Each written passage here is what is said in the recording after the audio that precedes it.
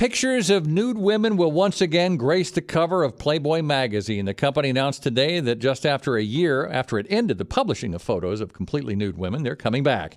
Fittingly enough, the March-April issue cover has the headline, "Naked is Normal."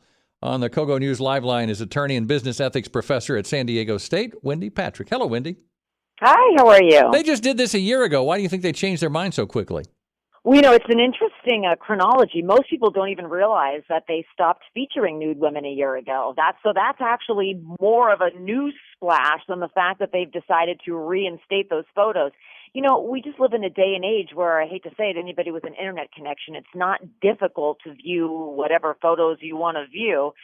Back in the day when this began, of course, it was more difficult. And, the people grew up in where these magazines were kept behind the counter. They were in wrapping paper. There was more of a sensationalistic, sort of lurid nature to looking at these photos. That's not true anymore. So you got to wonder why did the magazine not do as well as they thought? Did it have something to do with not showing those photos, or were there other reasons? And a lot of their business model has changed, not only to begin showing nude photos again, but also to make a lot more changes. So it's really a brand management perspective from a lot of different angles that they're reinstituting this month. Wendy, I didn't even know Playboy was still publishing. I honestly, I don't think I've seen one in a long time. Just the word Playboy is straight out of the 1960s. If they're going to rebrand, they might as well rebrand. Absolutely. And that's the point a lot of people are making, that, it's almost bringing and generating attention for the magazine, the fact that you and I are talking about it here, because otherwise nobody would know one way or another. It just isn't getting the kind of attention, obviously, it did back in the 60s.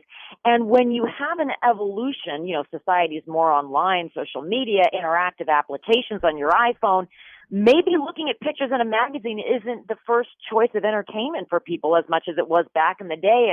And if that's true, it'll be interesting to see from a bottom dollar perspective if this change is going to make any difference at all. Well, if you have a good interview with Michael Jordan in there, I might pick up a copy. And that's just it. We're back to the articles, and if that's true, maybe we'll post that online, and it won't matter what pictures accompany it. It's going to be the content, really, not the context, is what they're talking about here. Is Playboy is it just a relic out of time? Well, that is what a lot of detractors have speculated and surmised may have something to do with the fact that they weren't doing as well as they had hoped to. Because remember, when they first went to taking away these pictures, they had a lot of interest from prospective advertisers that thought, finally, this is going to be a platform that will be more acceptable. But because that didn't pan out at least as well as they would have liked, you're right. We are back to wondering whether or not it should be retired or completely rebranded rather than just revamped. Wendy Patrick with us on the KOGO News Live line. Wendy, thank you so much. I appreciate it. Always a pleasure.